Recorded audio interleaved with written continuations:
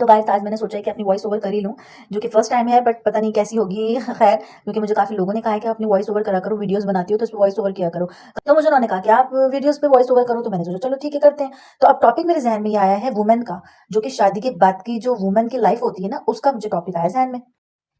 शादी के बाद खुद को भूल जाना फैशन नहीं, खुद से प्यार करना ही असल स्टाइल है। जो लड़के कहती है ना, अब सजना संवरना ज़रूरी नहीं, वो अपनी ही शाइन को इग्नोर कर रही होती है असल में।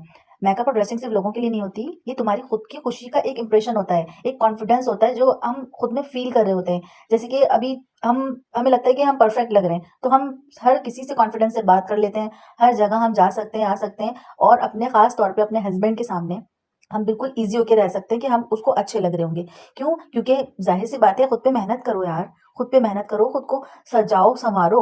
मैं तो ख़ैर बहरहाल मेरी बात तो अलग ही है क्योंकि मैं तो पहले भी ऐसी ही थी। मुझे बहुत शौक था तैयार होने का, मेकअप करने का। अब बाद में तो मुझे सिर्फ़ मौका चाहिए होता है कि कोई मुझे बोले जाओ तैयार हो और मैं भागती भी आती हूँ अपने रूम में और बस शुरू हो जाती हूँ। यार मैं कहती हूँ खुद को प्रेज़ेंटेबल रखना किसी के लिए नहीं, बल्कि अपनी सेल्फ रिस्पेक्ट के लिए रखो ना।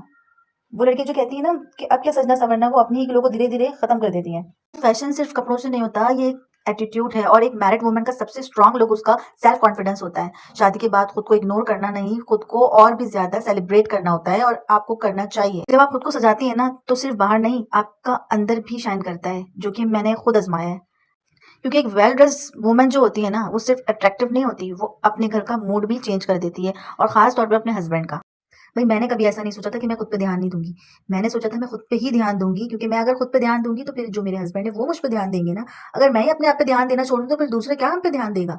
तो इस वज़ह से मैं तो खुद को हमेशा हर वक़्त तैयार रखती हूँ। सुबह सबसे उठते ही सबसे पहला काम मेरा लिपस्टिक लगाना होता है।